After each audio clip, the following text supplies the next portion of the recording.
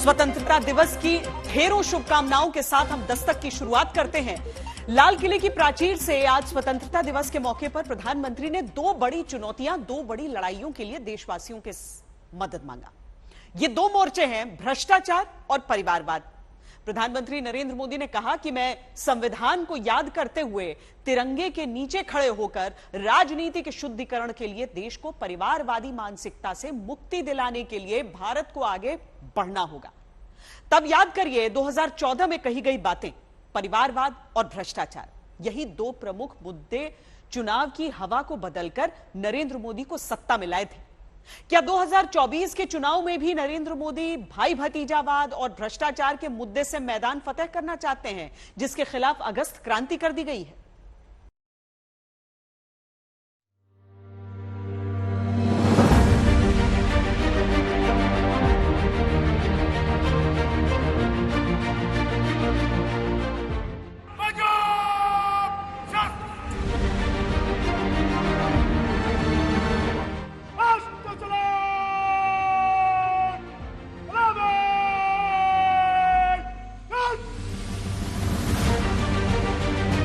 सबकी चर्चा न करते हुए दो पर जरूर चर्चा करना।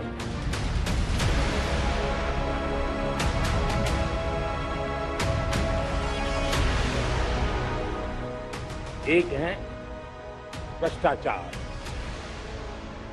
दूसरा है भाई भतीजावाद, परिवारवाद।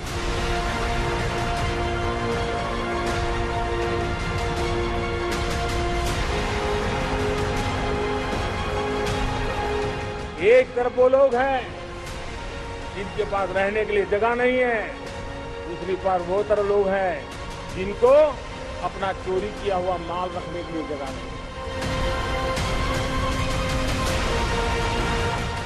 आशीर्वाद, आप मेरा साथ दीजिए।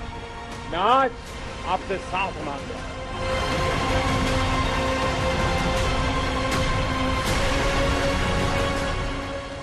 मेरे देश के नौजवानों, मैं आपके उज्जवल भविष्य के लिए, आपके सपनों के लिए, मैं भाई भतीजावाद के खिलाफ लड़ाई में आपका साथ चाहता हूं।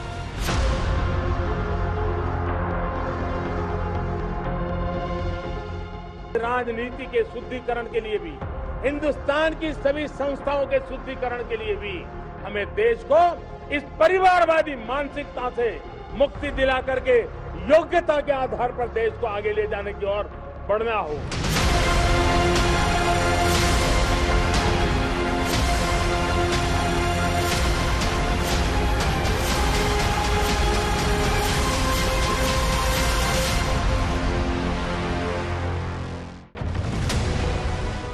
वंशवाद के दाग से, भाई भतीजावाद के रोग से, मैं, मेरा परिवार, मेरी सत्ता, मेरे दरबार की मानसिकता से, परिवारवाद और परिवारवाद से पैदा होने वाले भ्रष्टाचार से प्रभावित, ग्रसित, पीड़ित, शोषित राजनीति के शुद्धिकरण की शपथ लेकर देश से साथ प्रधानमंत्री ने मांगा है।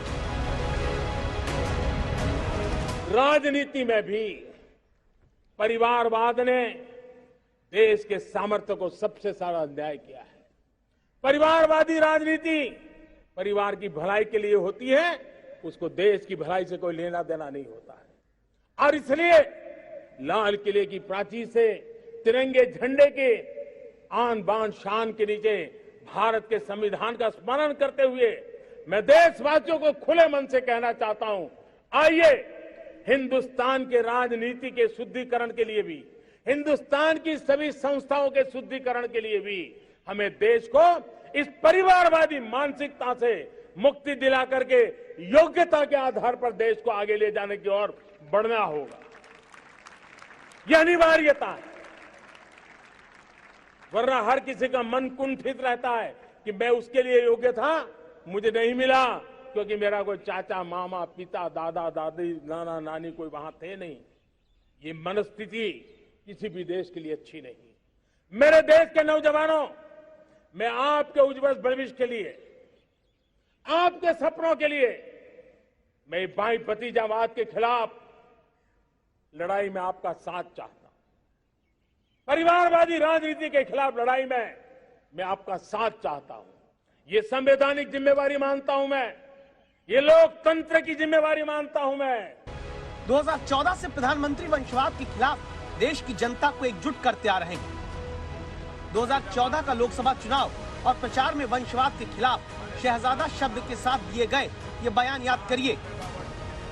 50 करोड़ कमा लिए, किसने कमाए? शहजादे जी जरा जवाब दो, ये बाजीगर कौन है?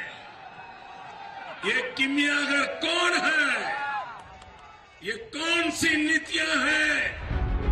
वहां से लेकर के 2019 के लोकसभा चुनाव में शहजादा की जगह नामदार शब्द का इस्तेमाल करते हुए वंशवादी राजनीति के खिलाफ वोट मांगा गया।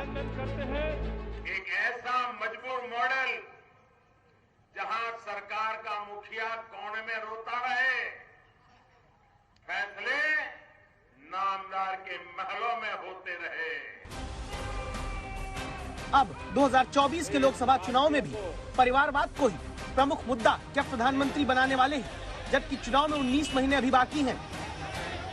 जब मैं भाई भतीजावाद परिवारवाद की बात करता हूं तो लोगों को लगता है मैं सिर्फ राजनीतिक क्षेत्र की बात करता हूं। जी नहीं, दुर्भाग्य से राजनीतिक क्षेत्र की उस बुराई ने हिंदुस्तान की हर संस्थाओं में परिवारवाद को पोषित कर दिया है। परिवारवाद हमारी अनेक संस्थाओं को अपने में लपेटे हुए है और उसके कारण मेरे देश की टैलेंट को नुकसान होता है, मेरे देश के सामर्थ्य को नुकसान होता है। जिनके पास अवसर की संभावनाएं हैं वो परिवारवाद भाई भतीजे के बाद बाहर रह जाता है। भ्रष्टाचार का भी कारण ये भी एक बन जाता है ताकि उसका कोई भाई भतीजे के कार्य आसरा नहीं है तो लगता है चलो भाई कहीं से खरीद करके के जगह बना लूं। इस परिवारवाद से भाई भतीजावाद से हमें हर संस्थाओं में एक नफरत पैदा करनी पड़ी होगी, जागरूकता पैदा करनी होगी, तब हम हमारी संस्थाओं को बचा पाएंगे। न सिर्फ हिंदुस्तान का हर कोना। 2019 के लोकसभा चुनाव से ठीक पहले नरेंद्र मोदी ने अपने ब्लॉग में उसी बात का जिक्र किया था जो अभी लाल किले से कही है, यानी वंशवाद के विरुद्ध देशवासियों का साथ मांगा। तब प्रधानमंत्री ने लिखा था कि 2014 में देशवासी इस बात से बेहद दुखी थे कि हम सबका प्यारा भारत आखिर फैजाई 5 देशों में क्यों है, क्यों किसी सकारात्मक खबर की जगह सिर्फ भ्रष्टाचार, चहेतों को गलत फायदा पहुंचाने और भाई भतीजावाद जैसी खबरें हेडलाइन बनती थी। तब आम चुनाव में देशवासियों ने भ्रष्टाचार में डूबी उस सरकार से मुक्ति पाने और एक बेहतर भविष्य के लिए मतदान किया था। वर्ष 2014 का जनादेश ऐतिहासिक था। भारत के इतिहास में पहली बार किसी गैर वंशवादी पार्टी को पूर्ण बहुमत मिला था।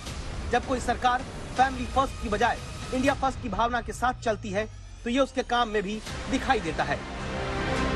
बीजेपी के सामने कांग्रेस ही इकलौती पार्टी है जो देश में सबसे ज्यादा सीटों पर उतरती है। सबसे ज्यादा राज्यों में बीजेपी और कांग्रेस ही आमने सामने होते हैं। कांग्रेस के खिलाफ वंशवाद का मुद्दा बीजेपी के लिए पिछले 2 लोकसभा चुनावों में फायदा दिला चुका है।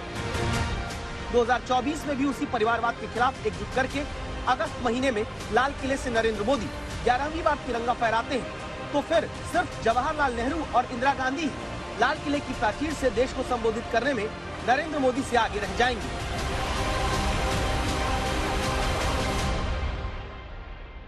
हमने देखा पिछले दिनों खेलों में, ऐसा तो नहीं है कि देश के पास पहले प्रतिभाएं नहीं रही होंगी, ऐसा तो नहीं है कि खेलकूद की दुनिया में हिंदुस्तान के नौजवान हमारे बेटे बेटियां कुछ कर नहीं सकते, लेकिन सिलेक्शन भाई भतीजेवाद की चैनल से गुजरते थे और उसके कारण वो खेल के मैदान तक, उस देश तक तो पहुंच जाते थे। जीत हार से उन्हें लेना देना नहीं था, लेकिन जब ट्रांसपेरेंसी आई, योग्यता के आधार पर खिलाड़ियों का चयन होने लगा, पूर्ण पारदर्शिता से खेल के मैदान में सामर्थ्य का सम्मान होने लगा, आज देखिए दुनिया में खेल के मैदान में भारत का तिरंगा फहरता है, भारत का राष्ट्रगान गाया जाता है, गर्व होता है।